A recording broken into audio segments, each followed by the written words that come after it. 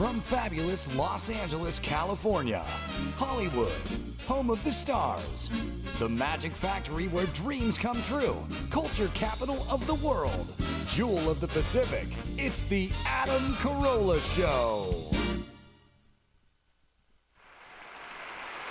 Yeah, get it on. Got to get it on. No choice but to get it on. Mandate. Get it on. And thank you so much for tuning in. Thanks for telling a friend. Thanks for sharing it with a coworker. We do rely on you. Thank you for going to AdamCarolla.com and clicking through the Amazon banner and all that good stuff. Good day, Allison Rosen. Hello, Adam Carolla. And the bald Brian. Oh, crap.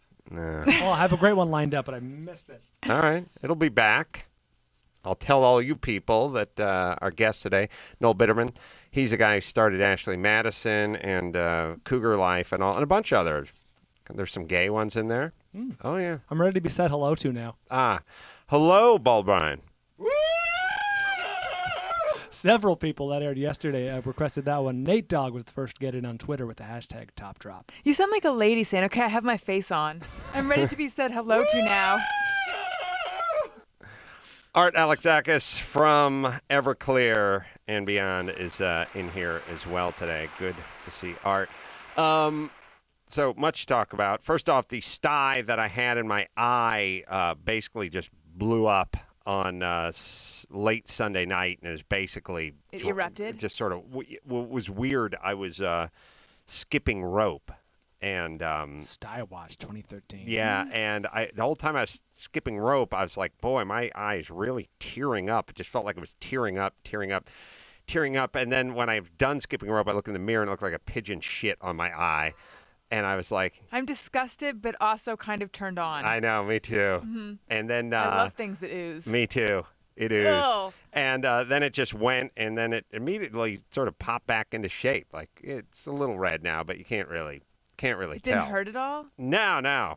Oh, it's so disgusting It's interesting. awesome. Yeah, I love it. Ugh. So Sty Watch, there's a report on that. Also, a couple things. So I was thinking about Art and Everclear because Art and Everclear are some of my earlier memories of breaking into radio, being on K-Rock, just sort of sitting in this house that I'd rented with three dudes and calling into Kevin and Bean and training Jimmy to box. And on the radio, Brian, we would hear... Sorry, dude, I was editing a drop. Oh, okay. Sorry, yeah, okay. Could never seen this coming. Never. Except for the part where I said... So it's like this would just be playing. And a lot of these songs are meaningful to me because I would be on hold at like 6:45 calling into K-Rock, calling into Kevin and Bean, and when they tell you to hold and you'd hear basically one song while you're on hold or the second half of a song and your heart would just be beating because when they would come on the air, you know, as soon as Art was done singing, you just come back and there you'd be. And in the early days, I was like handshaking, holding my Mr. Burcham script in front of me, standing in the bathroom. It's hard enough for you to read anyway. Oh my God. I couldn't even read my own words. The words are moving. But then later, when I got in over at K-Rock, I was thinking about this old bit. I don't know why. It's a bit called Dingo Boy. I don't think I've ever really gotten into it over here. My wife was telling me how cheap Disney was. And I was like, oh yeah, they're fucking notoriously cheap. And then I said, a few years ago, I was trying to, they came to me and they said, you want to do an animated project, like a kid show? And I started thinking about it, and then I thought, oh, Dingo Boy. Oh, Dingo Boy's great. Dingo Boy is a serial character that I did it on stage at the Acme Theater for a long time, and then I carried it into K-Rock, and it would just be a weekly. Me and Jimmy used to produce these. Jimmy, by the way, was cutting the tape, putting it on his thigh, cutting it again, putting it together with Scotch tape, and just literally editing this stuff with a reel, like putting headphones on and going down and then like cutting it again It was crazy. We'd be there at like 4 a.m. We'd get all the guys to like lay down their voices, and I think him and me and Cleto did. Well, me and my friend Paul Rugg wrote the song many years Paul ago. Rudd? Sounds like Paul Rudd, but it's Rugg, and he's the guy who had the idea for Dingo Boy, and I was Dingo Boy, and this is on stage. So years later, when I went to what got me onto Dingo Boy is we're talking about what a super fucking cheap company Disney was. And then I went through like a year's worth of meetings with these guys, and I finally just said Dingo Boy, and I played them. I don't know, Gary, do we have the opening song? People like the opening song of Dingo Boy. It tells a story. It really does. I think the Incredible Hulk, like David Banner. Found by wild dingoes in the outback they lived in. His parents had been murdered, and now dingoes are his kin. Dingoes taught him hunting, and dingoes taught him pride. Dingoes made his diapers out of gopher hide. Run, run, Dingo Boy. Run, run, Dingo Boy. Dingo Boy. Oh, run, run, Dingo Boy. Wow, that was even the short. That's a short opening. We have the full one. Yeah, give me just a moment. Oh, okay. There's a windier one? I mean, There's a longer one?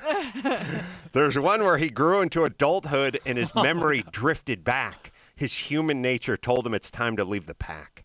Wow. Yeah. Yeah, he's Dingo Boy, and somebody killed his parents when they were on an archaeological dig in Australia, and he was raised by dingoes, but now he has to find the man who killed his parents. And, he'd wander into a town, he'd find love, but he'd also find trouble, too, like Kane from Kung Fu. Ooh, drifting. Yeah, he'd drift, and then at the end of the episode, he'd have to leave town hot on the trail of the man who killed his parents, so they would never get to those guys. Did he exhibit dingo qualities? Oh, yeah. He was half man, he was half dingo. Raised by That's dingoes. raised by dingoes. He had a lot of dingo qualities. If you were raised by dingoes. Yeah, I'd be more dingo than OC. Allison Right. in Orange County. Right. OC dingoes. Yeah, that's the whole thing. He was I rode with them. probably about 2/3 dingo. Okay, what did he look like? He was easy on the eyes, as I recall. It was an in-shape version of me in like a fur loincloth with like fur wristbands and fur and like a dingo nose and a dingo and like a wig or something, like a wild man wig. We didn't have any. He didn't look like anything because we did him on the radio. Right, but you said you'd done him on stage as well. He was as much as we could put together for $18 in the party store. I think In the dingo section? actually the Dingo Boys like diaper was basically made out of the troll outfit that was from a sketch from like a year earlier. We cannibalized Mark Dropman's troll outfit and made it into Dingo Boys sort of cuffs and diapers. They had like anklets. He's a little Chippendales in him, quite honestly. I'll bring in a picture. Barbarella. Little Barbarella for the ladies. To attract the female demo. Yeah, that's right. I'll bring him. Yeah. And all we got was Fred Willard in the audience, by the way. And then That's my a grandparents, another show. Well, so Yeah. what happened? Well, what happened was I had these meetings, and they'd go back and forth and back and forth. And then at a certain point, they're like, "Oh, we love Dingo Boy. We want to go ahead with Dingo Boy." And then they made some sort of offer that was from like the 1940s or something. Like, They offered you a Cadillac? no, they were like, "We'll give you, $675 an episode, and we'll own them," or something insane. I remember James Baby Doll Dixon being confused. Like, he's usually angry and or insulted. He didn't know which direction to go? Angry, insulted? Disney confused him. He was like, "I don't even know what this is." And then I said to him, "No, I'm not going to do it for free, essentially. You're not going to own this stuff and just do it for free." And they were like, "Oh, all right, moving on." And that was the last time we ever spoke about it. And that was just a few years ago? It was probably about 4 years ago. And I just never just kind of forgot about it. And so somehow it jumped into my brain. And I thought it'd be fun to play an episode. I think You mean this is still radio we're talking this is okay, still well, radio. okay. This is a radio episode.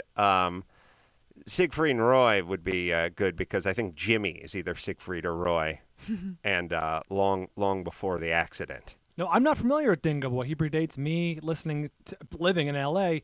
He existed in the modern world. He was raised by dingoes, but he lives in society. Yeah. Okay. Well, Classic fish out of water. He's Kane from Kung Fu. He's David Banner. Yeah. Well, we need to hear the theme song again, Garrett, because we missed the back part of the theme song. The only theme song I've been able to find so far is the one we just played. Oh. I haven't found the longer one yet. Oh, okay. All right. Well, then. Same thing Okay. But how do you know a longer one exists? You just told me it did. I thought you said that this is the short version of the theme song. Do we have the long version? I've been looking for it ever since. Oh. Am I confused? Yeah. I am. Nah, I was confused. I got to learn to communicate better. Yeah, no, there is a long version, but there's a regular version. This is the short version that you played. That's you did fine. say there was a longer version out there somewhere. There is. Your response was, "Yeah, I got it," or "I'm going to get it." Yeah. We don't have it. I don't know that for sure. My instinct with you is always to say, yes, I'll try. So that's what I was trying to communicate. I misspoke. All right. I don't know for a fact we have it. We'll find it at some point. The point is we can, just play the short intro and roll it in with Siegfried and Roy. Came in, we held our breaths, pushed the button, and this is what happened. Hold on a second. I should tell everybody the reason we found these things is because it was a syndicated thing. Which is, they would sell these to other radio stations all over the country that I wasn't even aware of, really. I would get paid a little bit. And so this is from the Bob Lassiter show, and I don't know where Bob Lassiter was. The point is, every once in a while, people would recognize Dingo Boy in, like, Kentucky, and I wouldn't even know how they knew it, and it's because they would take the segment and syndicate it, sell it as content. Yeah, they do that with morning shows all over, standalone segments and characters and such. Right. And so the way you used to be able to make a living back in the day is you'd take your character, Mr. Burcham, or maybe Jimmy the sports guy, or Paul the 55-year-old intern, or whatever it was we were doing back then, and you'd go to a syndicator and you'd record it and you'd sell it at like $50 a pop. But it's better than selling the blood or the semen, or as I like to mix them and make like 1,000 Island. Oh, I could get more. It's Russian dressing. Yeah. I'd be like, good news, fellas. Not only am I going to save you some time, huh? Why all the long faces? I mixed the semen and the blood. Come on. All right. He's in Tampa. So anyway, I think this is... I can't remember who all was in this. Probably my roommate Ralph at the time and Jimmy Kimmel at the time. And this is Dingo Boy meets Siegfried and Roy.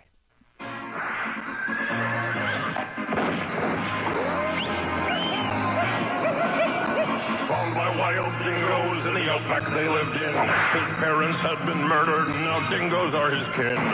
Dingoes taught him hunting, and dingoes taught him pride. Dingoes made his diapers out of gopher hide. Run, run, Dingo Boy. Run, run, Dingo Boy. Dingo Boy.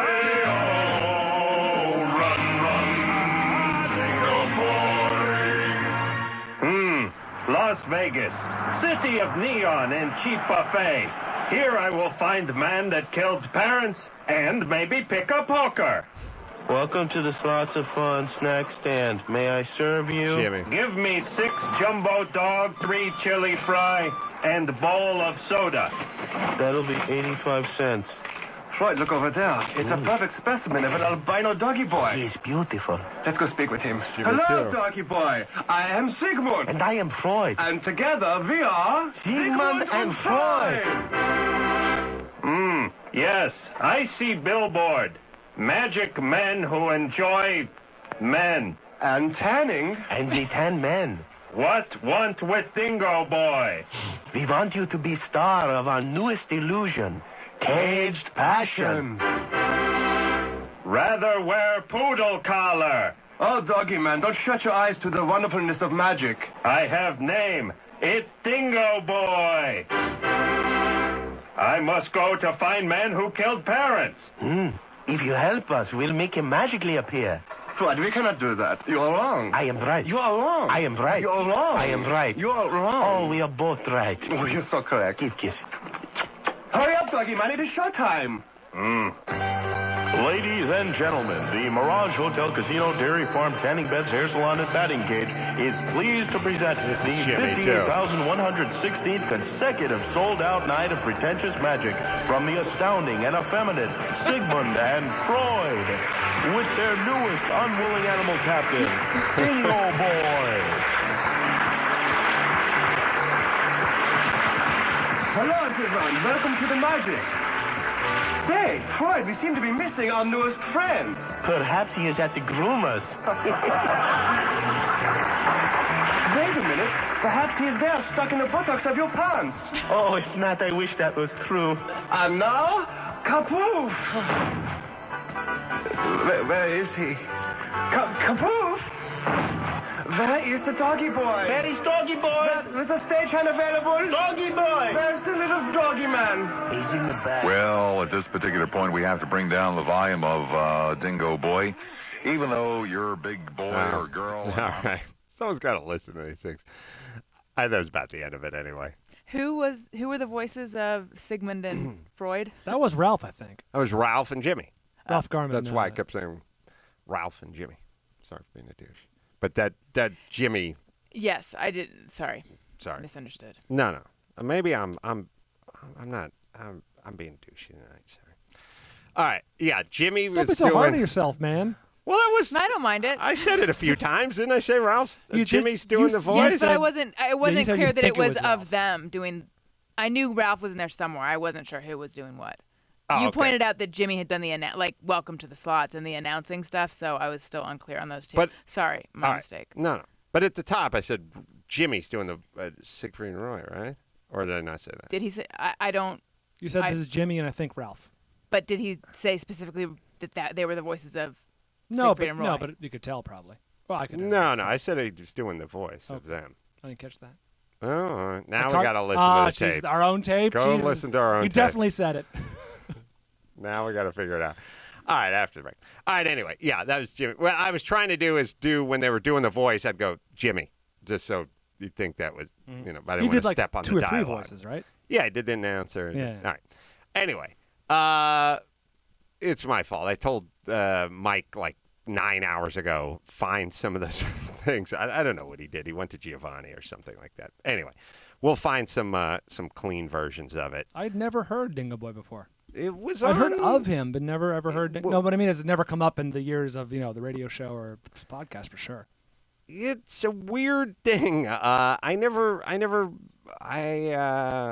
got into it, and I don't know. Jimmy never brought it up, and somehow it just went away. But there's probably 20 episodes floating around out there, and I think Jimmy's a voice, at least 2 or 3 voices on almost all of them, and they're pretty funny weird little flashbacks. And by the way, that's what Jimmy was doing. As I always say, he was Jimmy the sports guy, but he was doing all that producing stuff, like long form stuff. Like those things took days to put together because of all the different voices and all the editing and nothing was on a computer back then and so on and so forth.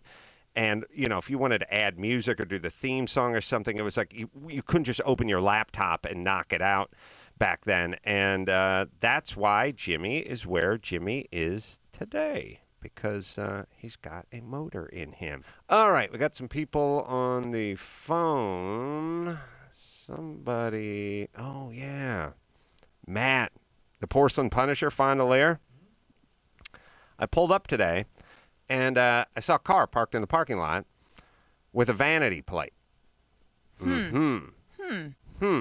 my spidey sense was tingling, and I said, who's got the Lexus with the vanity plate, which you can see up on the screen. You can see it at AdamCarolla.com. Underdog. Mm-hmm. And the frame says, "There's no need to fear. Underdog is here." Right. So I said, someone was like in the bathroom at the time. So I was like, who do I got over here at the vanity plate? And should we just torch the place and run now? Or what's going on? One of Dr. Drew's kooky guests come by here, hanging out, stealing my money? What's going on? And he said, no, I drove my dad's car. Oh, wow. And I said, oh. Is Dad the underdog? Now, it's funny. You've tried to come in here 2 times, once in your dad's car, once in your dad's shoes. And each time, I've had questions. What's up? Pretty soon, he's just going to start showing up instead of me. He tried wearing his dad's Wilson shoes in here once, and I had a lot of questions. Wasn't Underdog a cartoon character in the 70s? I remember seeing him as a child and being confused. Dingo Boy was on at 9 on Saturdays, Okay. and Underdog at 9:30. So I want to know what was going on with that car and that plate out there. Of And course. he said, Dad, and then he explained that his dad's attorney, and he fights for the little man and stuff like that. And I had a nice laugh.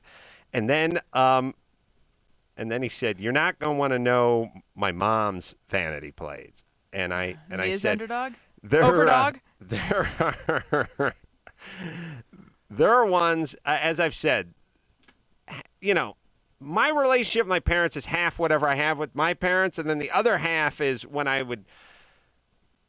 I've been in the office with Jimmy when he got like a Easter card from his mom sent to him as an adult from Arizona and went like, "You get Easter cards from your mom?" "Oh, yeah." And it'd be like, "What?" And, when people say, like, my attorney once said that he was taking a cruise with his mom, and I was like, "Oh, my God." And he's like, "Why? We've been planning it for years." Whoa, I drown myself, and he's like, "No, this is good. I like my mom. Want to go we're staying in the same room." And I was like, "Oh, my." And he was like, "Why?" And so half my feelings toward my parents are when I hear other people's stories about, "Oh, yeah, me and my dad, we hiked the John Muir Trail together when I was 19 or something." I go, "Holy shit, my dad wouldn't give me a ride to fucking Van Nuys. What are you talking about?" Your mom's vanity plate reads, what, Matt, the Porcelain Punisher Fondelier? It is Matt and Beck, which is my sister's name. And she's a Becky or... Oh, she just goes by Rebecca. Becca. Rebecca. Yeah. Okay. Yeah. All right. So she took your 2 names. I hope. Are you older? And combined them. I am the older. That's why you're first on there. Exactly. Yeah, because alphabetically ain't going to win that battle. Wow. Now, all right, we can all agree secretly jealous. I mean, just like the person that yells, "Excuse you." Right. Right? Yeah. Yeah, because she clearly has a lot of pride in being mother to Matt and Beck. Right. And Matt didn't turn out to be self-entitled pile of shit. Wow, He's just a garden variety pile of shit. There's still time. I'll take it. He's just, basic run-of-the-mill pile of shit. But he's not the super generic. self-entitled. It's like generic pile of shit. Yeah. No, Matt turned out to be a really thoughtful, really good guy without a whole bunch of attitude. Oftentimes, these parents crank out little monsters. But still, the vanity plate. Now, is that something you're sitting on? Of course, he has to have been. He offered it up readily when I asked him about the Underdog plate. Well, at a certain point, and you caught me on the Underdog, I figured Only matter we of may time as well just do this now. before I send Let's my just minion do this over to the now. house. Exactly. Wait. I had the option of which car I was going to take, because I swapped with my parents, and I was like, there is no way that I'm showing up here with Matt and Beck. And I almost didn't even park the Underdog car in this parking lot, but I figured no matter what I did, there would be a lot of questions. There were a lot of questions. Yeah, now... Must be nice to be that kind of work environment. It feels great. Where you can be yourself and focus on what you have to get done. Totally. Not being terrorized by your boss. Now, listen, interrogated and terrorized are not the same fucking thing. Look it up, They man. both have terror. I sweated him for a couple of fucking light details about his family. That's all. And there were 4 or 5 other cars in the parking lot, and he didn't park like in front of the door. I park where I park, which is past that. And I got out of my car, and it's like somebody hit a bass drum and hit me the Klieg light, just boom, and I just went like, what? Now, would everyone else just walk past it, or what would everyone else do? No, I noticed when there's a different car in the lot. We have the same general cars. Okay. I walked in and Showtime. immediately said, "Who's Underdog?" Okay, good. Absolutely. All right. I also told him that he should have swapped it out with a paper plate that we have at the house. He said that was wildly elaborate, and I said, "No, it's not." And you mean paper dealer's plate, Yeah, by I the way. have some spare dealer's plates at Right. the house. Smart. All right. Why do you have spare dealer's plates? For when people have to come to Kevin, work. Yeah, because Kevin Hench got burned for his fading out, so I change mine out every 3-4 months. Quickly, the tip. If you don't put your license plate on, you're far less likely to be pulled over. It's not science. It's just kind of where cops are at. I'm telling you, I drove around with the yellow McKenna Audi thing, cardboard. It's not a dealer plate. It doesn't say dealer on it. It just says McKenna Audi on it. And it looks like you just bought the car. I'm in year 2 of my dealer plate. Good. You don't have to put a front license plate on, so you don't get the intersection camera lights. They want to give you tickets for no front license plate. It's a nice fuck you to the man. But then do you have to remove the something that's up front? No.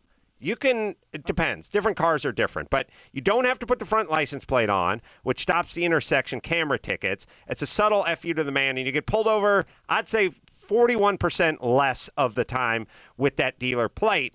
I have everyone in my life do this. My buddy Kevin Hench was doing it, and the cop said I could tell the cardboard was faded. I could tell it had been sitting on your car for too long. Like, they give you 2 months, and then the DMV sends you the plates in the mail, and you put them on the car. But if it's faded, then you're actually screwing up your own logic. So the deal is mine didn't fade. I leased the car for 4 years and turned it in with the McKenna, to McKenna, with the McKenna thing on it. It was the proudest day of my life. Said second only to the birth of my twins. But Hench got busted. So what everyone needs to do is go to your local whatever dealer. They don't care. They'll take the advertising, put it on your car, and put your hard plates off your car, and you'll get pulled over less. Is that the white man's version of leaving the sticker on the new hat, like forever? You know how certain youth will wear the sticker on the hat forever? The tags on the hat? First off, I know we stole almost everything from the black man, but Minnie Pearl started that many years ago on Hee Haw, of all shows. I stand corrected. And the black man ripped off the Wow. whitey on the tag on the hat. Wow. Mm-hmm. Powerful. We're taking it back. That's right. We're taking the tag back. Now we got to take the tag back on behalf of Minnie Pearl from all things Hee Haw. I don't know. Find a picture of Minnie Pearl with her Hee Haw hat on. Giovanni? Yeah? From Florida? Yes. What's going on? You had a question about Super Jaime? Yes. I recently saw the movie, and there was an interview where Doug Benson was talking to Silverman in the green room, and they're talking, and then Sarah happens to mention that you stole her vaporizer.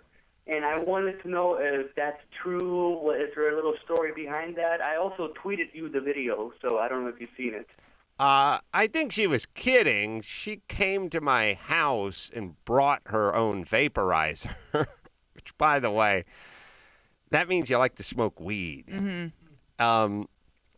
It's kind of like when Marilyn Manson said, I got you a present. And I said, what is it? And he says, it's absinthe. And I said, oh, that's legal? And he said, there's Minnie.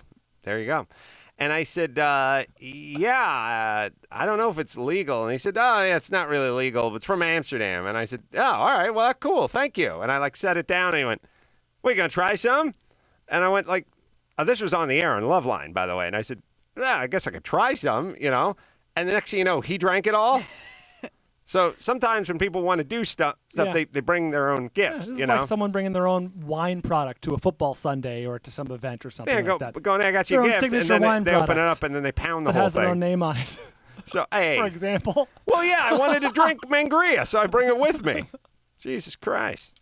I didn't offer it up as a gift. I offered it up as a gift to my gullet. So, Sarah brought her vaporizer to my house, and I think we both vaporized on it, as I recall. And then problem with bringing things to the house that get you stoned is you're stoned when you leave. Yeah, it's the opposite of an attaché case attached with handcuffs. It's the opposite of that. You go into a part of the house that doesn't have a lot of traffic. Like you don't pull out the vaporizer on the patio while everyone's standing out there drinking beer. You go, hey man, can we go to your bedroom or whatever? And next thing you know, you're upstairs in some side room, and then vaporizer, and at some point it gets dropped down onto an end table, and then a little more talk, and then we better get back and join the party, and thus. Goodbye, vaporizer. Goodbye, vaporizer. For you, hello. Hello, vaporizer for Ace Man. So, Giovanni? Yes, sir? You feeling satisfied? Oh, quite. Thank you very much. Okay. Thank you. All right, we'll bring in Noel in a second. We'll take one more call. Some guy's got triplets. Some guy. Line 5's kind of a weird hypothetical. I've never heard anyone ask you that before. Hey, Steve, 39, Alabama. Hey. What's going on? Roll Tide and get it on. What's going on? Well, you're well known for being a great partner, man. You've partnered with Jimmy Kimmel and with Dr. Drew and Dennis Prager. I'm curious what you think their pairings would be like. Who do you think would make a good show with any of those three guys paired How about together? leaving the jokes to Adam? Oh, I think they're all good because they're all good at it, and that's a skill. Like a good gigolo makes every middle-aged broad he bangs feel like she's the one.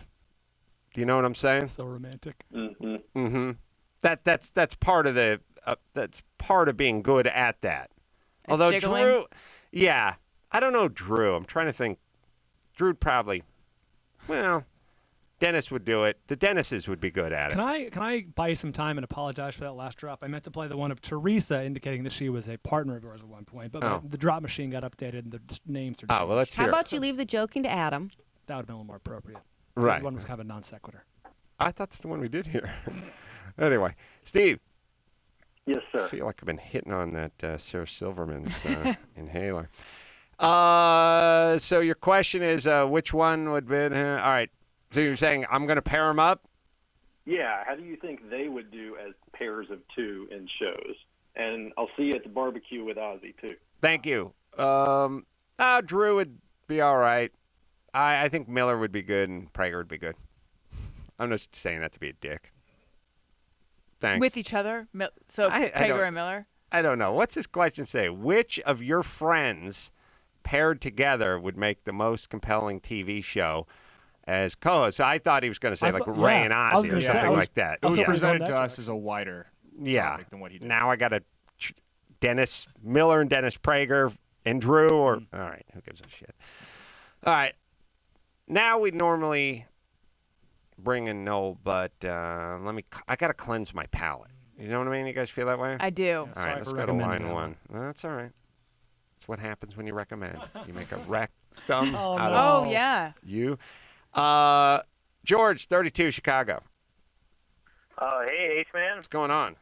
So I have triplets that are 1 year old, and they're walking around and getting into stuff they shouldn't be getting into, and I'm trying to find some way to discipline them, but they aren't responding to any increase in volume of my voice. Simple bottle? garden hose. No, you're close. Simple garden hose. And listen, don't misunderstand me. As a lot of people are like pucker factor right now. You're going to spray your kids with a garden hose? No, you're going to beat them with it. Do you understand me?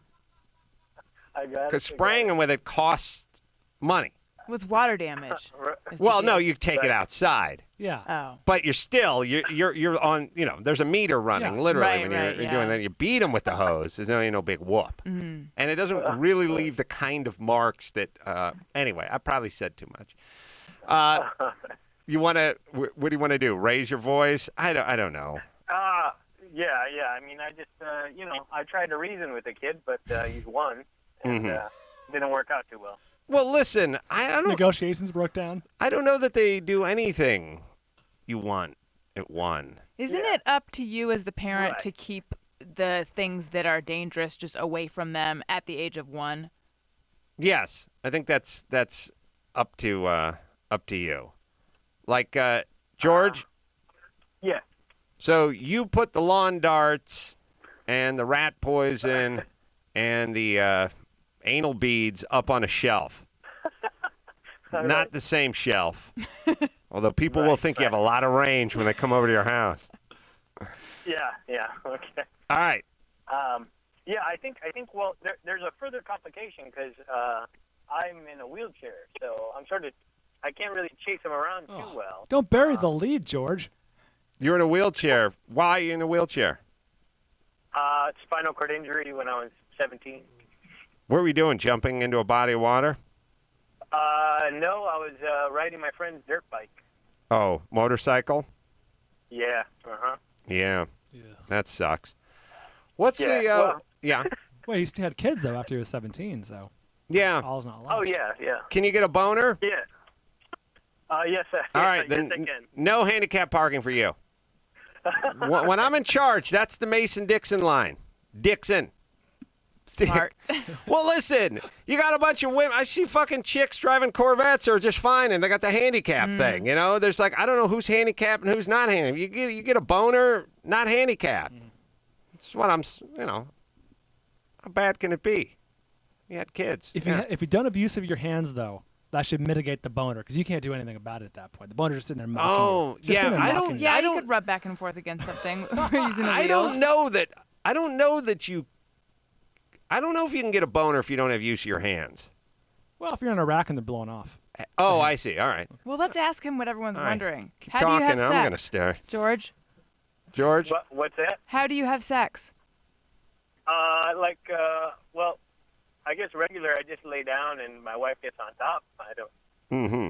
Do you have nothing? No swings or anything. Nothing complicated. you got use of your hands? Okay. Yes, for sure. Okay. All right, George. Listen, it's a little early to start, running over your kids, but at a certain point, Okay. back over the toes a little or Lemons something. and lemonade, man. Use Yeah. put the wheelchair to use. Mm-hmm. Hey, you're not one of those assholes with the super hopped up wheelchair, the can-do wheelchair, like the anodized rims and the knobby tires and the Red Bull stickers and all that shit on there, are you? Oh no, I try to keep it like a race car, efficient and light. Okay, no sponsorship though, right? No, none yet. Okay. All right. Let's bring Noel in, by the way, from Ashley Madison. Noel, good to see you again. Good to see you, Adam. Thanks for having me. We had Noel on our radio show some years ago. Maybe I'm making that up. No, I you feel did. like you were in there. I think you helped launch us to prominence back in 2007. Yeah. It's established men. It's Cougar Live. It's Man Crunch. That's a gay one, right? You would know. I would know because it sounded like it to me. And then there was Swappernet, which I think is for swingers, right? Yeah, Ashley Madison's for people who are trying to do it discreetly. Swappernet's for people who want to do it with consent. How much swinging feels like something that went out with the 70s, but evidently it's around and seems to be thriving in certain parts of Florida. Yeah. I think polyamory is back in vogue, right? I think it's the new trend, if anything. And people are looking at monogamy as almost this failed, man-made construct, and so they're looking at alternatives. And it seems to me that if you have the courage to say to your partner, "Hey, let's try something different. We still want to stay together, but let's remove the monogamy part," it turns out they get divorced a lot less than the rest of us. So maybe they're onto something. Well, by the way, how big a community is like Ashley Madison? So I just got back from our launch into China, Ooh. Japan, our 30th country. Smart. I will tell you, I now can unequivocally tell you that the rangiest people on the planet are the Japanese. We've never seen anything like it. We've got over 1 million Japanese running around our service within 3 months. Wow. So that dwarfs the American launch and the German launch and all kinds of other places. But we have 22 million members. It's the fastest growing dating site in the world right now. And that's because, I'd like to say it's my talent, but infidelity crosses every border, right? Both genders, every socioeconomic group. It really is something that touches everyone. So ultimately, I think Ashley Madison has a chance to be the biggest dating site on the planet. Well, do you think, a couple things, and I believe you're a happily married dude, right? Let's just say married. Oh, you were? Well, you were? No, I'm happily married. I'm married. You're just putting the word happily in front of presumption is that those go hand in hand. All right. Sometimes you just get married. All right. How romantic. Jesus Christ. I get Lynette over there. We want to do a little wife swap. Speaking of swinging. Is it your, there's certain things I have feelings about. Like, I sell booze because everyone loves booze, and why not? You're never going to go wrong with something that tastes good and is high octane. And it does, they'll drink it in Canada and they'll drink it in China. Like, so is your feeling that people are sort of bred to, if not cheat, at least have multiple partners, and that we've, as a society, sort of bred that out of ourselves, but it's really there, lurking just beneath the surface for quite a few men and quite a few women as well. And so why not service those people? Yeah, I think we would all acknowledge, any geneticist who knows a lot more than I do, that it's not in our DNA to be monogamous. I think the myth that I've started to unravel is it's not just men who behave this way. It's not they all haven't been having affairs with one lucky woman, right? So there was a flip side to this coin, and I wanted to focus in on that female infidelity gap that I thought was really prevalent. Men have all kinds of offline, platforms, strip clubs, massage parlors, all kinds of places they go. Women really aren't afforded those same luxuries. Although, again, in Japan, there's this little part of town that I was walked through at 4 p.m. where ex-boy band stars go with their poofy hair to perform, let's call it oral sex on frustrated married women. And I don't think I've encountered that anywhere else on the planet. You went down to Snatch Park? I did. I walked through it. I walked through it. And I are they walked through getting it to paid? learn. Are they getting paid? They're getting paid. They drive fancy sports cars, and they keep their hair really immaculate, and they get paid by the orgasm. It's quite fascinating. You're really dealing with a culture in Japan anyways where marriage and sex are separated. It is for procreation. There's no such thing as a double bed in Japan. You can't go into a store and say, hey, I want to buy this queen size bed. They don't sell that product. It doesn't exist. And so oral sex, anal sex, those aren't sexual activities in Japan. That doesn't even count. So you can go into bars and people will be getting blowjobs right beside you while you're having your sake. That's just the culture you're walking into. They don't have that Judeo-Christian, backbone to it. And so it's not a moral discussion. It really isn't. It's interesting. It's really interesting for someone like me trying to forge a business there. And so, yes, to loop back to your point, I think what I was betting on was that the internet would be this evening of the playing field for women. Their infidelity rates were going to jump because a past lover on a Facebook or a future lover on my service was going to be one click away, and they weren't going to stay like the generation before them in really, non-tolerable marriages. They were going to do something about it. I want to get back to this park for a second. The guys who, had a career, but now they're reduced to this, go there. If there's a dude with poofy hair that's hanging around there, that he's open for business, if you're open for business. And I'm sorry, where is this? This is Japan. Okay. They call them love hotels behind them. I know how to get to Japan. You could make big money there. I think your look would fly. Thank you very much. I appreciate that. Yeah, poofy hair. So wait a minute. You go, and where do they go to perform this act? They call them love hotels. What a nice word for them, right? That's the translation. But they're really, squalor rooms. I didn't go into the rooms, but they're tiny little rooms. They look like coffins. And you go in there and you perform the act, and these guys get their pay, and these women go back to whatever it is that they're doing, tea at the peninsula or elsewhere, and get on with their married lives, which to them is about raising children and about a home economic situation. It has nothing to do with sex. And so if their husbands aren't going to please them, they're going to find someone else who will. Are they independent contractors, or is there someone who organized? Like, do they have what was the name of the guy who managed New Kids on the Block? No, Lou Pearlman. Lou Pearlman, yeah. Do they have a? They need a Lou Pearlman. I believe that the music agent probably drops off at that point, and they are handed off to a new type of agent, so there universally is like called a pimp. There is one then. Yeah, I saw a couple of those guys with less poofy hair walking around who seem to be in charge of the transaction. I'm seeing an Eddie Griffin movie here. Wow. The Bishop, Don Magic Wand. Back to Japan, breaking training, whatever it is. But it's Eddie Griffin is the Bishop Don Magic Wand who's gone to Japan, basically. Like a prequel to his life. That's right. No, but just this week, GQ magazine, a reporter went undercover on Ashley Madison and talks about all these women he's meeting with. And I think if you read that, and if you flip through Good Housekeeping from 30 years ago, it looks like a different species you're talking about, right? These women are talking about, I'm married, but this is what I want, and I want the passion, and my husband's a jerk for not doing this, and so I'm going to do this, that.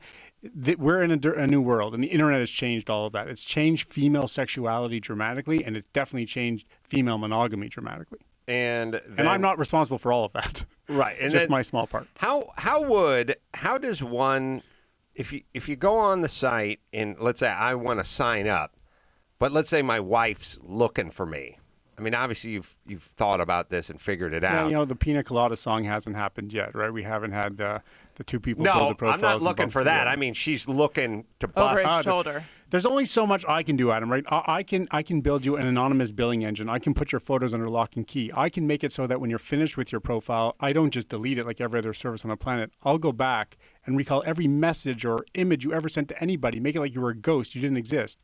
But if you leave your browser open and it's right sitting there on your on your computer, if you give your wife access to your But there's your nothing PDA, anybody if somebody went onto your site and they were able to pull up the ghost of Steve Jobs and he sat next to them and they tried to hack away, or the WikiLeaks guy was standing next to him, they couldn't get on there and find their husband. No, what also you have to realize is when people are having affairs, they're building a persona. They're projecting something different than what they're doing on the home front. So the photos under lock and key, they're signing up as frustrated wife 202, whatever it ends up being.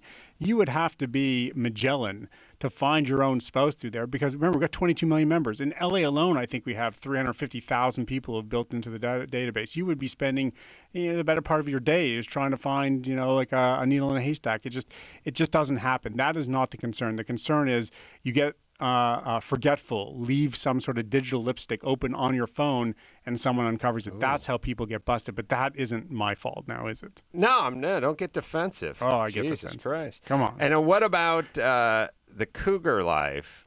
Because to me, that's completely different, which is this is just women that want to hook up with young dudes at a park in Japan, right? It's different, but ultimately, once I got the traction with Ashley Madison, I realized that there was two sides to dating. Let's get married for love, la la la. Let's hold hands, right? We're dating because we want to get married. Did you write your own vows? Is that part of it?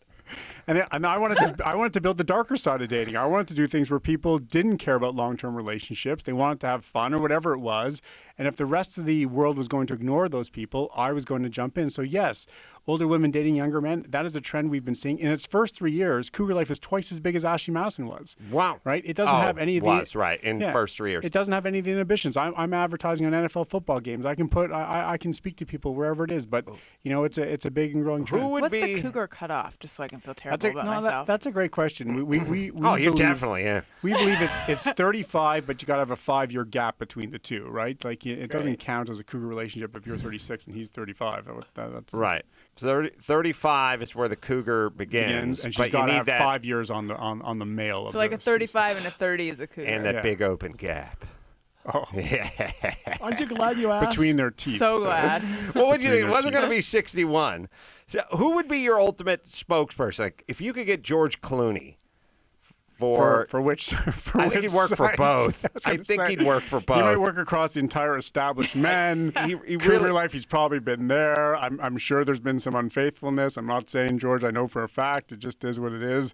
Yeah, I think. Listen, I think anyone in Hollywood, maybe Charlie Sheen, or is he a little seedy? Anyone in sports, any politician, all these people would be really. Have you guys approached people? I mean, now that the company's growing and you're doing spots, are you saying I'm doing a lousy job?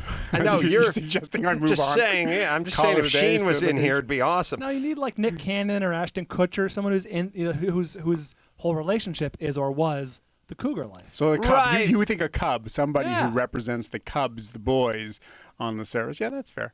AshleyMadison.com is where you go, and Ashley Madison, the Twitter, is where you go as well. Noel, thank you so much for coming in. Always good to see you. Educational, wasn't it?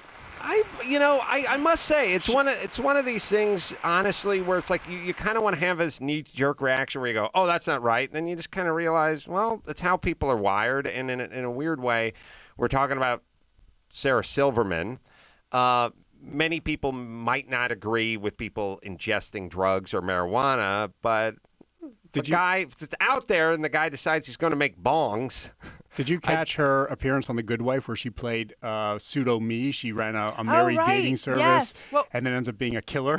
Best episode of the year. Yeah. Well, listen, one of the fun things has been over the last couple of years has seen, The Simpsons parody us in their season finale when Marge joins Sassy Madison. Oh, right. There's been a whole bunch of shows. We have become the Kleenex of cheating. It's been fun. I do feel like you're the guy who makes the bongs. Like, you're not the lips and you're not the weed, but you do put them together. Humans make the choice. All right. We'll take ourselves a little break. Art Alexakis, my friend from Everclear, in studio next.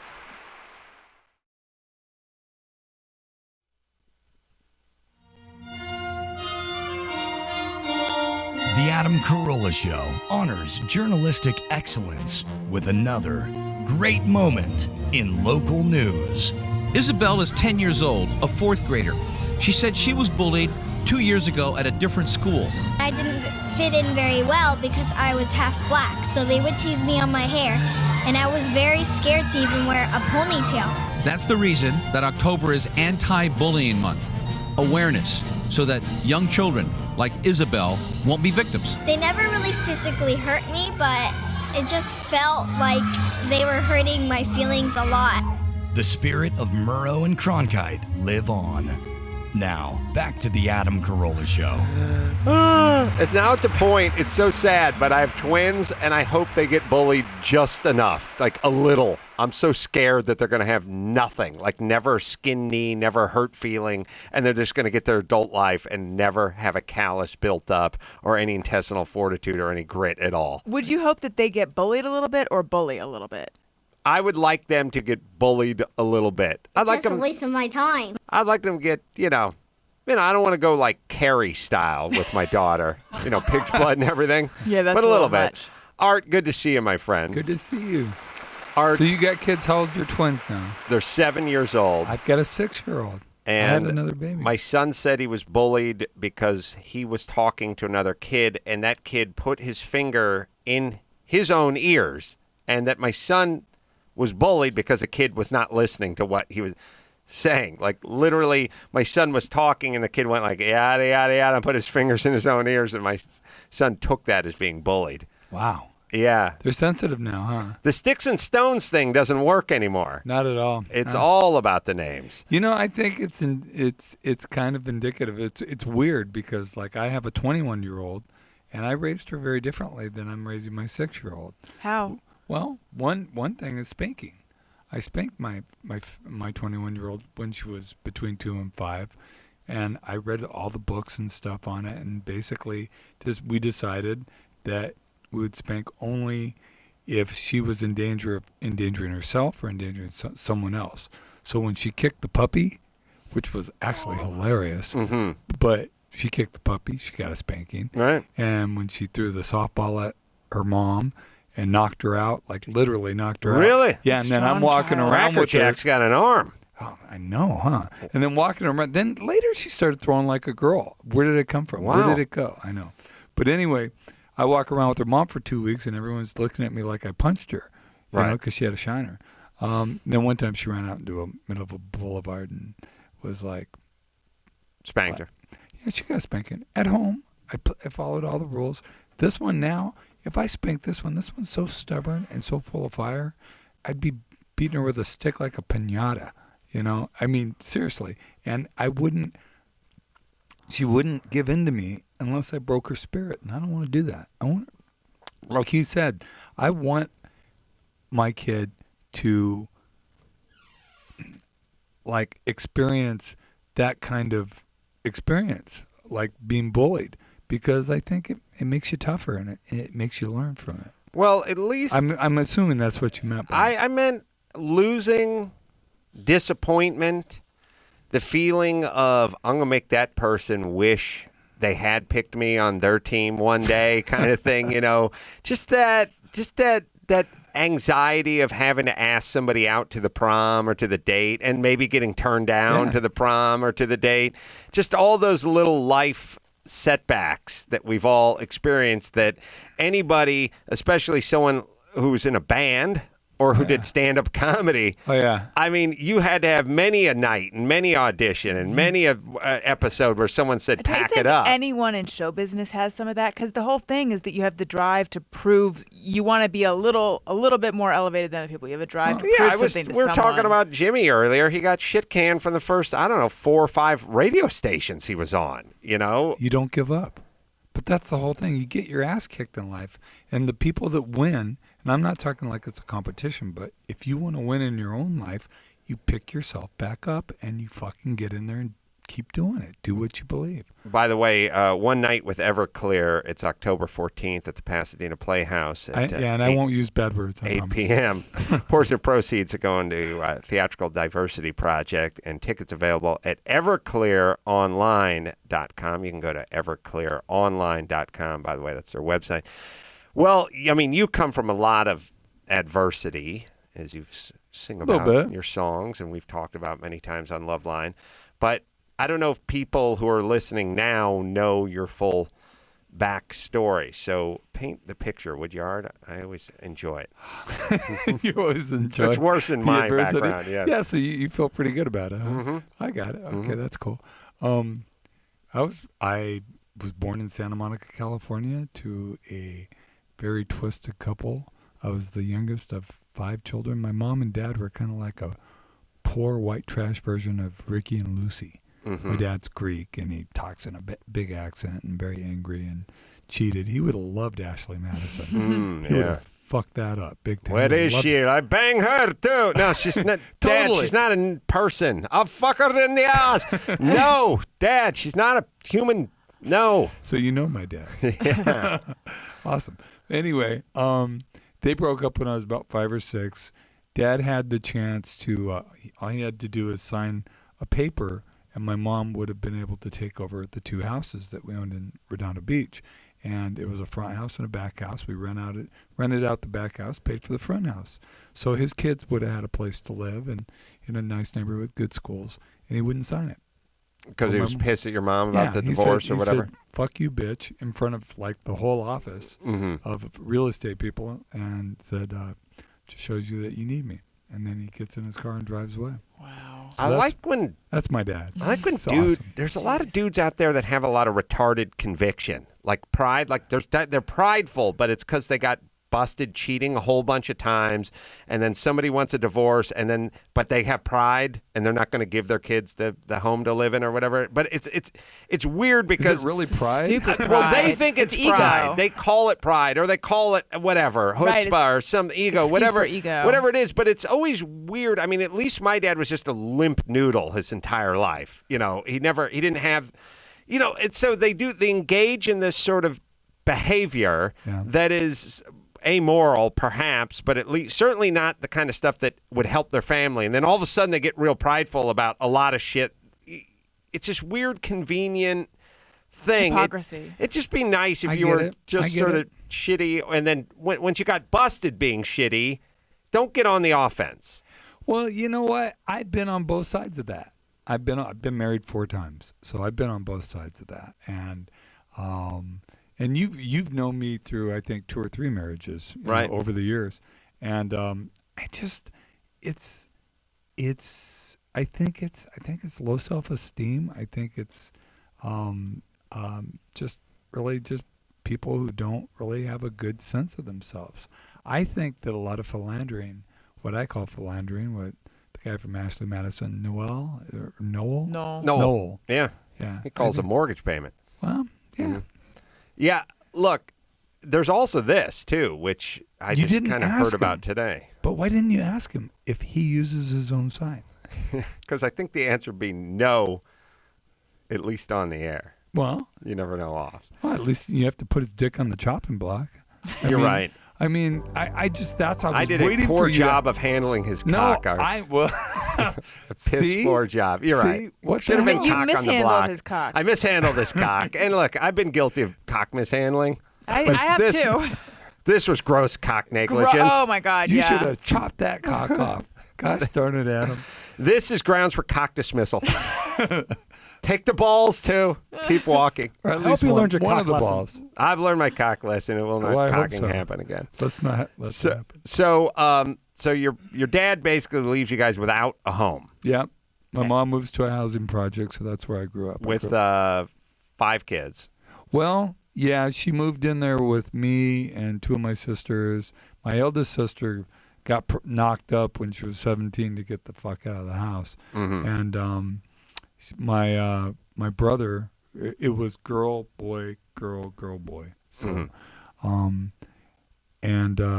my older brother was in and out of juvenile hall and had problems with drugs and all sorts of stuff, and he died of an overdose when I was 21. Mm. When he was 21, I was 12. Oh, yeah. worse. I was a little boy, yeah. Yeah. And I got raped and sexually abused when I was 8. And I mean, there's a whole lot of things that happened not because of choices I made. And when I got older, I made a lot of bad choices, as you know. Well, you know, it's that horrible syndrome. You spoke about rape or molestation, whatever, but it works that way with violence and everything else, which is at some point you're a poor little victim. At another point in life, you're a victimizer. We want to come down like a sledgehammer on you when you're 17 and you're victimizing, or you're 44 and you're victimizing. Well, it depends on what you're calling victimizing. I mean, I never victimized in the classic sense of it, but I've screwed probably over close to 1,000 women, and most of the time while I was married to other people. And really? Yeah. Wow. So, I mean, is that victimizing? I think it is. I think it's definitely abuse of power and abuse of game. Did you feel guilty while you were doing it? Or do you feel guilty now? I do. I feel horribly guilty now. I'm faithful and loving my life, and I'm cock-blocked and mishandling my cock constantly, but for one woman. Let me translate. The band's not touring anymore. They're going to hit the road May of 2014, and it's back on. And it's all over. Game on. Yeah. No, actually, I wish that I feel a little emasculated by love, I got to say. But it is. But it is what it is. Listen, I've said it many times, which is this. There are guys who have the opportunity to cheat, and then there are guys who have to go sort of pay for it, work at it, hustle it up. You know, if you're on MTV, I was on MTV, Art was on MTV, and next thing you know, you're just in some town. Like, no, I think you have to go out of your way to not cheat if you're what you're. Oh, talking about. I've been in bars in Manhattan, and a couple of chicks went, "You want to watch us back in our room?" kind of thing. Like, it's kind of stuff that when you're a long haul trucker doesn't happen.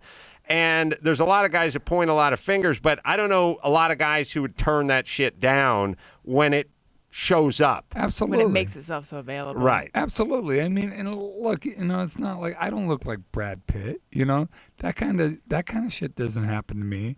It didn't happen to me but until I got clean and sober, and then I started having more game, and I started like getting more chicks. But when fame happened, it was like putting gasoline on the spark. But do you feel like this happens oftentimes where people replace their drug of choice with something else? Oh, yeah. No, I'm an addict. I'm a sexual addict. I'm an addict. I hate it when people say they're sexual addicts because you're an addict. I'm an addict. What do you got? Seriously. I mean, I didn't think I was a sports addict, like a betting addict, until about 2 weeks ago. I'm in front of the sports book at a casino in Vegas, and I see that this team is 250 to 1. I'm like, really? So if I bet $4,000, I asked the guy, "What's the most I can bet?" He goes, $5,000. That's $1,250,000. Yeah, that's a value bet. You'd be dumb not to. But exactly. And then the team they were playing was 75 to 1. So if I bet $1,000 on that, either way, I'm gonna win, right? How can you not do that? And then my mind's doing this shit, and I'm starting doing this stuff.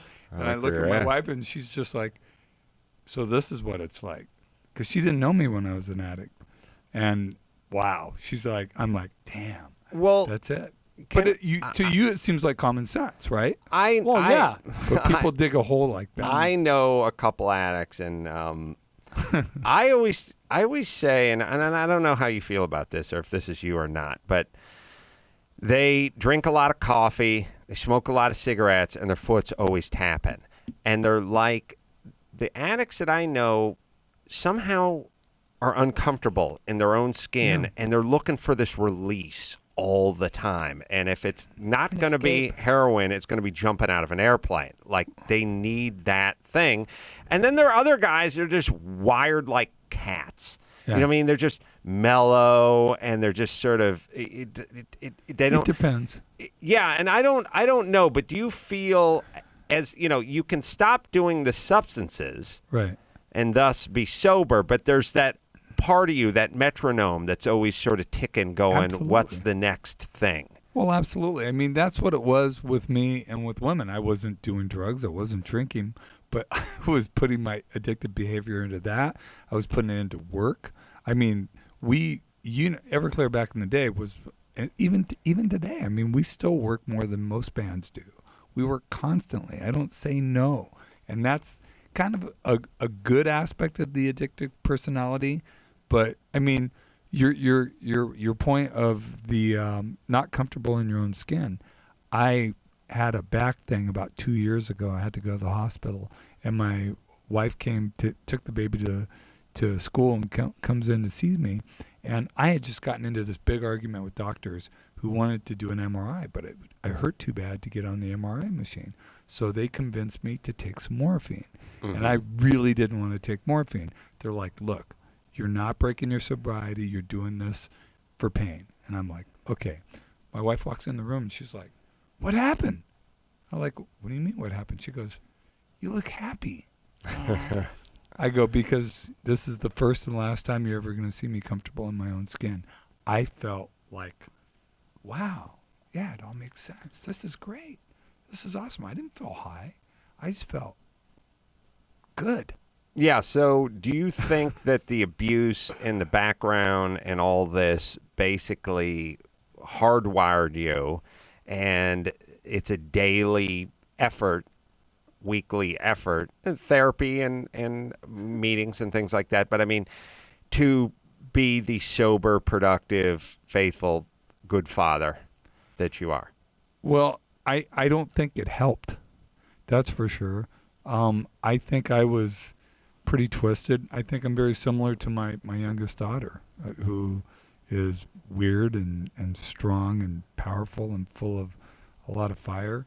But I think one of my jobs as a parent, and I'm sure you probably agree, is to keep my children safe from that kind of abuse so that they can grow up and make choices on their own without that kind of influence.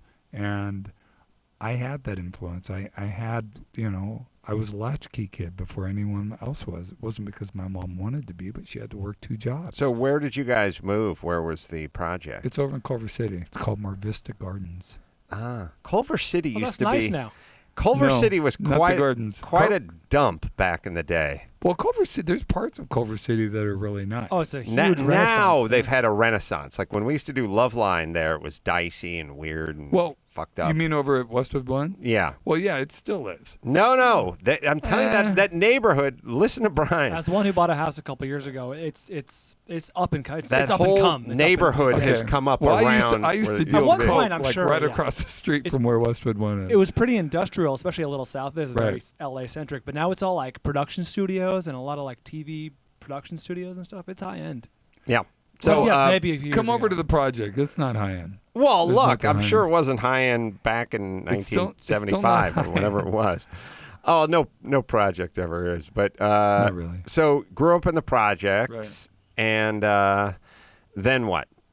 Then, as I grew up, I moved back to Santa Monica with my mom. Lived in Houston, Texas for a while. Started playing guitar. Started writing songs.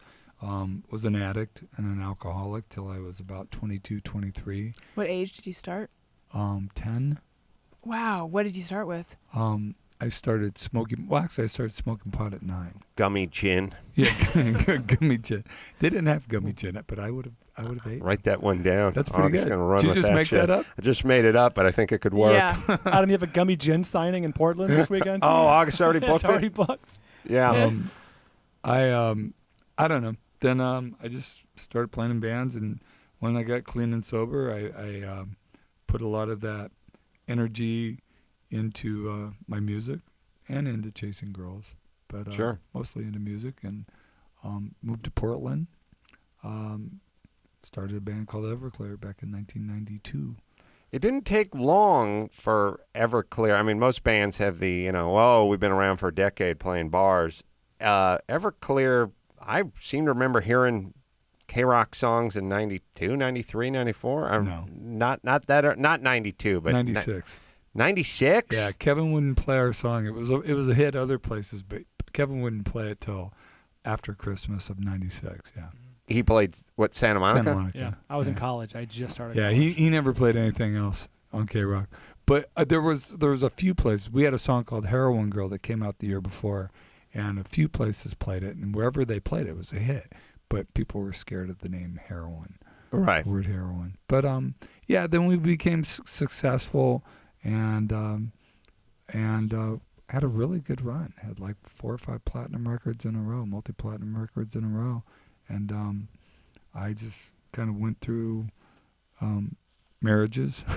Well, did that enable you? I mean, now you're sober, but all of a sudden you're having this wild success after this wild poverty. Was it too much too soon? I know that sounds kind of cliche, but what I mean is I feel like the road gets you to do bad things. It's like you eat shitty food on the road because you're on the road. You don't exercise like you should because you're on the road. Though like, you could eat good and you could exercise. You but could you don't. you could, but you just don't. It's But like somehow going out and you're staying in hotels, and it's just it's not conducive to a relationship or a healthy But anything. doesn't it also feel like everything feels so transient? So it's like these calories aren't going to stick. This like everything feels like you're just passing Is through. that the way you rationalize it? That's awesome. That's her relationship with Cinnabon. Well, listen, I got a relationship with Cinnabon too. We're probably seeing them at the same time. No, I get. No, I'm not saying that's true. I'm saying that's the feeling. Like somehow it all doesn't Here's count. what it feels like. It feels like if I was at home and I thought about having this cocktail at 8 a.m, I would be insane. Like I would never have a cocktail at 8 a.m, but I'm in an airport now. I can have a cocktail at 8 a.m, like, or I'm on an airplane, or wherever I see am. people do that. I see oh people yeah, do that. you can do stuff see that him do that. You can see me do it if you want to go out with us this weekend. What I mean is like things you would eat, things you would drink, things that was, I don't know, maybe special occasion, or I drink, but only after, the street lights come on. All of a sudden it's game on. It has a sort of game on vibe. And I imagine it was that way with women. Well, you know what it came down to for me, and this is in hindsight, because the main thing I try to do now with everything is just be really present and be aware.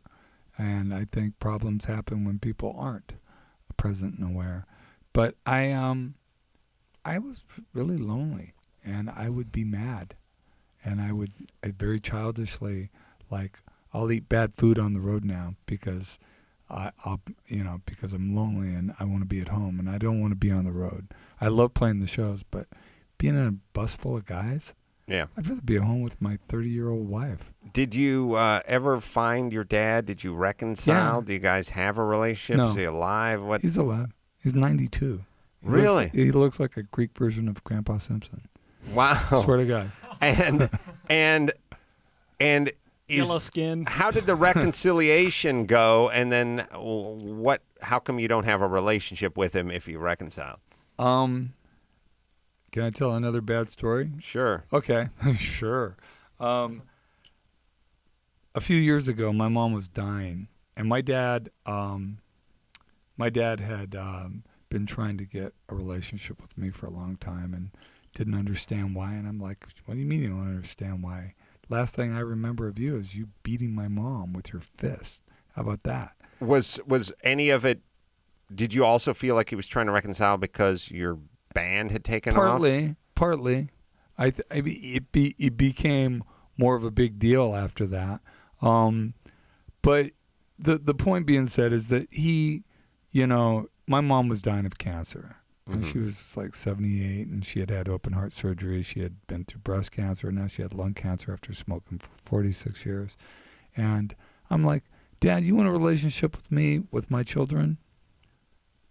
Call my mom. Be a mensch. Seriously. Call him. And call her and just say, let her talk. Let her say anything. And tell the truth. For the first time in your life, to a woman, tell the truth to her. Admit to it. Own up to it. Be a man. If you can do that, I can forgive all. Seriously. That's how I felt. He said, absolutely, son. Never did it. And thus, you never reconciled. Why? Listen. First off, I am wired exactly like you, which is I have had it happen many times where I've given people the opportunity. Look, go do this right thing, and then we can reconcile, or then you'll get a new car lease or whatever it is. And they choose not to do it, and then they choose to be pissed off over the outcome. And it's like you chose. My mother and my grandmother hated each other their whole lives, and it just had this horrible relationship. And my mother was raised by, she got taken by Child Protective Services and all this kind You're of talking about shit. her mom. Her mom and her hated each other basically their whole lives. And my grandmother's a colossal ball buster and just would never say anything complimentary toward my mom or anything. And she made my mom into a fucking mess, just a mess. And then the problem is when you break your kid, they end up living in your shitty extra house because you've essentially did such a thorough job of destroying your own kid that your kid can't go out and become a functioning member of society. So my mom just got welfare checks and lived in a house. But my grandmother, one day, and she's now getting on, and then you become an adult, and now you see things through the eyes of an adult, and you get some insight, And my grandmother was kind of lamenting to me, not in a woe is me way, but a way was like she's never happy with anything I do. She takes everything the wrong way. She's always thinking I'm putting her down. I don't know what to do with her. And I said, I'll tell you what, Grandma. We're supposed to go over to their house, my mom's house, which is my grandmother's other house. Supposed to go to this little house that my grandmother bought for $10,000 in North Hollywood in like 1952. We're going in there for dinner on Friday. I said, listen, let me tell you what to do. Let me give you some advice. Now, I'm an adult, and I do a radio show where I dispense advice. You don't have to go over there and hug her and tell her you forgive her or you're sorry about the past or anything. But I'll tell you what to do. She just remodeled the bathroom. The house only has one fucking bathroom, and it finally got remodeled after like 46 years. And it looks nice. And do me a favor. When you go over there, and at some point you use the bathroom, when you walk out of the bathroom, go, hey, Chris, that looks fantastic. That was a great job. You did a great job at that bathroom. And then you can sit down, and her mind will officially be blown. And that's all you need. That's all you have to do. You don't have to go over there and write her apology letters or anything. Just when you do go to the bathroom at some point, walk out with a compliment. And you will have one anyway because it looks great. And at some point, after eating our fucking lentil stew or whatever health food bullshit my mom made, my grandmother gets up to go use the bathroom. And then she walks back and she plops down on the table and just finish the conversation. And I looked across the table and I went, "What'd you think about the bathroom there, Grandma?" And she's like, "Yeah, it's okay." And I was like, "All right, well, I guess you don't want to do whatever it's going to take to reconcile with your daughter." So many situations like this, it's like if the person wanted to do it, if they were capable of doing it, they would have done it. They wouldn't that's why they're in this situation. That's the thing that's so frustrating. That's true, but you do think when people are getting to the end of their life, and I know they're fucking dug in deep into their pathology, but you think when they get to the end of their life and they say to you, "I would like to do this," even though we know they could have done it 1,000 times over. It's exactly like my dad. What do you have to be afraid of? They're old people. They're not going to hurt you. What the fuck did your grandma have to be afraid of? Why couldn't she do that? Why couldn't my dad call my mom? Why? I know, and this isn't like I was wrong about the remodel of the bathroom. You're right. It wasn't any of that. It was just, hey, it looks great. Wasn't anything emotional seeming. No, you did a good job. This looks not great. In the repertoire. I know. Not even in the fucking repertoire. Well, I look at it, and after my dad did that, it wasn't like I was mad. I don't know how you felt in that experience, but I wasn't mad. I was just like, okay, that's your choice. That's your choice, and I get all therapy about it. Everyone makes choices, man. You either make the right choice, and if you fuck up, come back and apologize and say you fucked up. But it's not my dad's repertoire. Can't do it. Right. But then to this day, can't do it. That is their choice, and then it's your choice to associate with them or feel the way you feel about them based on their choices. Or call it a day. That's the other thing, too. You know, when people just do well, why should that affect you? Of course it affects the way you deal with them. It should. All right. Allison Rosen, you got a little bit of news. By the way, yeah, we are going to be in Portland. Aladdin Theater coming up Friday. Yeah, we already got a Gummy Gin signing. With Gummy Lars Gin. Larson? Lars Larson coming on The Late Show on Friday. That's at 10:30. There are tickets to that available. There's no tickets for the early show. That's sold out. Seattle, Neptune Theater, Saturday, 9:30, Late Show. Early show sold out. Late Show, a few tickets left. So says Mike August. And Mangria bottle signings. Yeah. Oregon and Maine Brew, and Seattle and Esquin Wine and Spirits, and then Bellevue, Washington on to Bevmo. And you guys just go online and you can find out where I'm going to be and where we're going to be and all that good stuff. All right, Allison Rosen, let's do a little news. The news with Allison Rosen. She'll read some news from her iPad. Sometimes it's good, sometimes it's bad. It's Allison, Allison. And when it's time to wrap it up, she'll sign it off with Zip It Cunt. It's Allison, Allison. Well, Kanye West will be going on Jimmy Kimmel Wednesday to settle their rap feud. That's what Kimmel's been referring to it as, rap feud. Surprising, right? Yeah. I talked to Jimmy about this, on a couple occasions. One, like I said, initially, he said he was the craziest person he'd ever spoke to who made over $20,000 a year. And again, I think you have to stipulate that. There's plenty of crazy people who are pushing shopping carts up and down Santa Monica Boulevard and dragging dogs that have a lamp cord tied around their neck.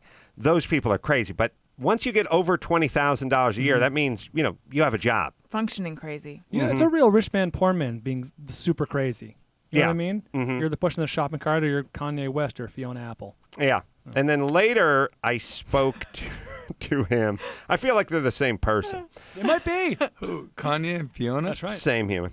Later, and I called Jimmy on, what the hell day was it? I called him last Thursday, and I went on what was going on with actually I complained to him about everything for like 20 minutes, and then I asked him what's going on with the Kanye West thing, and he said they'd, buried the hatchet, so to speak. Like it was cool. How? I think they'd arranged a meeting. They'd spoken. I don't know if it was one of those they've agreed to disagree things. I don't know. I'm not. How do hatchets get buried these days? I mean, Wendy Williams sent you champagne, right? Yes, that's right. I had my own episode with a person of color. Although I'm not sure what color. Did you have a feud with Wendy Williams?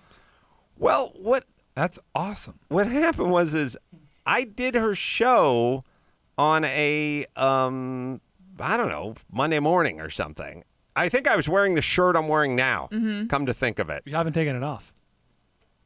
Oh, that is unfair. I did put my red Italian tablecloth checkered shirt on once while this thing was being sprayed. We think you put it on over that thing. Oh, that's what I meant. I have the same 4 shirts, but I wore designer jeans, and I wore this shirt, and I wore black boots that zip up on the side. You were dressed up for you. I was dressed up for me, but for me, when you go on the Tonight Show or you go on Jimmy Kimmel Live, it's a nighttime show, and so you wear a jacket. But when you do a daytime, sit around and talk thing, it's a little different vibe. It's daytime show, nighttime show. And I just sort of wore this, and we had a fair to middling time over there, and everyone said, great job, and I left, and then later on, she just started talking shit about what a slob I was and how I... Yeah, it was in her... She did, I think, an after-the-show video thing that goes online, and she just really began laying into Adam. I think also for something you had said to an audience member, maybe? Yeah, I yelled at the audience. I've found hosts don't like that. Done it a few times when I called someone in Conan's audience a lesbian or something. I think he took some offense to it. But I was trying to engage them. I'm sure, yeah. You were doing some crowd work. Tough love. I was working the crowd. That's right. So they buried the hatchet, though. She Well, the second somebody says to me, "Sorry, I was out of line," I just go, "Oh, okay, moving on." Like I don't. There's no reason for a second lap once somebody says, "Sorry," and she sent over a nice bottle of champagne. Well, everyone can tune into Jimmy Kimmel to find out how Kanye and Jimmy will bury the hatchet. Or perhaps they'll discuss having already buried the hatchet. I don't know. Also in entertainment news, Kris and Bruce Jenner have split. They've confirmed that they've split. Well, my wife will be devastated. Really? She watches the show. She watches all the iterations of the Kardashian shows. Well, apparently, according to this article, this now explains some confusing inconsistency, so to speak, in the show, because there's this question of why did he move out? Why is he living separately? What? I'm trying to get a bead on Bruce, and that'll be my next Ryan Seacrest co-produced endeavor. I like that, yeah. He's now single. Ooh, this is a show. And on the move. Yeah. The thing that's weird about him, and I've met him before, and he's like a car guy, and he, by the way, he's a decathlete. Like he's the world's gold medal decathlete. Yeah, he was on a Wheaties box. I mean, it's literally the world's greatest athlete. Like there was no. You don't see that. You don't think of him in that way anymore. There was no more embodiment of sort of macho or man. It's just like the greatest athlete on the planet. This guy's not the greatest NBA player, the greatest NHL. He's just the best in the world at all the old, the javelin and all the shot putting and all that, the 100-yard dash and all that stuff. He's the greatest athlete in the world. And then he starts taking some turn, and it's weird. And are you talking about his face? I'm talking about his hair. He's talking about his face. His face. No, I'm just talking about his entire His sort vibe. of vibe and demeanor. Like sort of, I don't know if, is he? But he's a really nice guy. But yeah, he's nice. Like he's a really personable guy. You'd think, like for instance, I would be, first off, I'd have those Wheatie boxes strewn all about the house, like constantly. I'd make a mobile out of those things and hang them over every bed in the fucking house. And anytime one of those little cunts got yappy with me, it'd be like, hey, first off, you dress me as the world's greatest athlete and father, and then we can start talking about whether you're going to the prom or not, whatever it was. He just gets steamrolled by everyone in his house. And then is he going to get a big payday out of this? Did he have a bunch of money? She made a ton of money. Did he from the... I'm sure. Of course I'm sure the part of the Kardashian fortune is his now. I mean, he's been appearing on those shows. Of And course he did. Yeah. This has got to be the signed a weirdest thing. I'm going no because I think she ran a boutique that sold, decorative handbags or something at the time. Called Dash, thank you. Wow. Really? How long were they married for? And do you guys feel a couple of things? First off, it's got to be weird for Robert sitting in hell watching all of this, like on his fiery flat screen. Robert Kardashian. Yeah. They were together for 22 years. Is there this? Can you guys? On his fiery flat screen. Well, I would imagine. Yeah. Well, everything's on fire down there. Well, and it's hell, but come on, it's not Guantanamo Bay. I mean, they got to have a flat screen. Oh, I'd imagine. Yeah, otherwise it'd be fucking protest. Only gets a couple channels, though. It'd fucking set that place on you fire. can't change the channel. That's the problem. He's forced to watch the Kardashians and all of their spinoffs. That sounds like hell. That sounds like the waiting room at E, actually. That's right. Every sports bar in hell has the Kardashians on it. Do you guys feel like there's been a rash of people getting divorced way after the expiration date on the on them being able to get divorced has expired? Like I feel when I was a kid, people got divorced when my friends were 8, 9, 10 years old. Once their friends were 34, the parents didn't get divorced because it's like, oh, fuck it. We're both 60. You know what I mean? Like, where are we going? Yeah, what new you are you trying to capture? Do you really, and I guess it's different for her, but do you want to be the 57-year-old parent of 7 just out on the open market? And like, what kind of demand are we talking about here? Oh, yeah, I think she'll do fine. It's economic.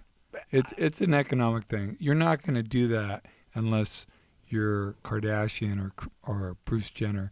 which they're going to remarry. They're going to find another mate. The average guy that looks like him, that's had that much fucking plastic surgery, that's 185 years old, is not going to find another woman that's even close to that. Well, there's where the Wheaties box on the head comes in. There you go. Wasn't he the guy with the flag? He's running with the flag on the Wheaties box. Right, the Wheaties box fell in my pocket again. Yeah. Oops. Grab that for me? Yeah. Oh, that's me on the cover.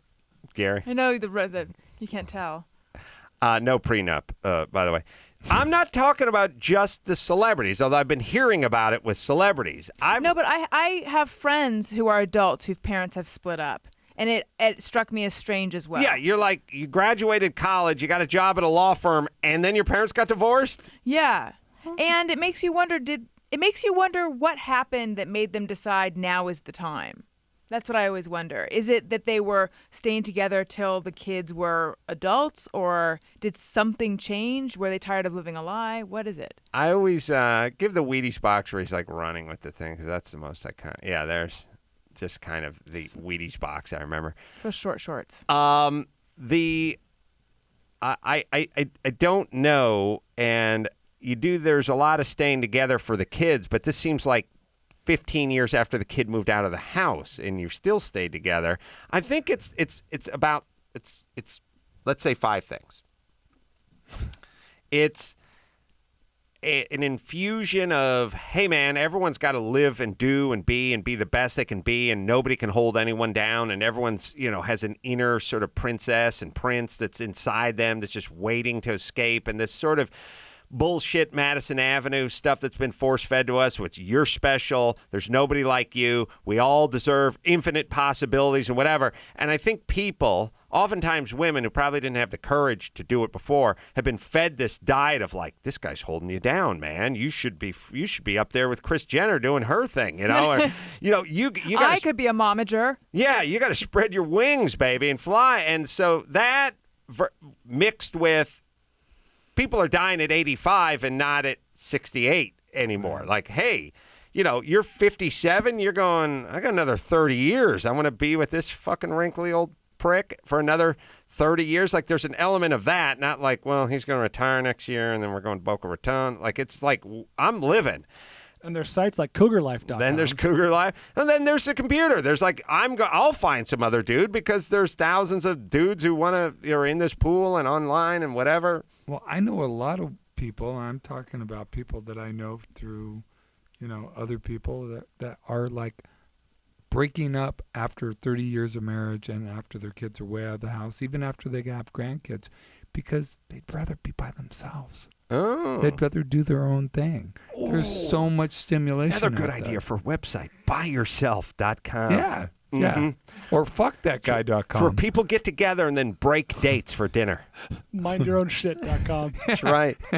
Mindyourownbeeswax.com. Yeah. You just get together with other like-minded single people that don't want to meet you. Or you don't. That's right. Or you don't. It's yourcall.com. Or you stay off it. Yeah. It's better just yet. lunch. It's just lunch. And no one talks to each other. It's just lunch at the counter. You sit there at the counter alone eating lunch.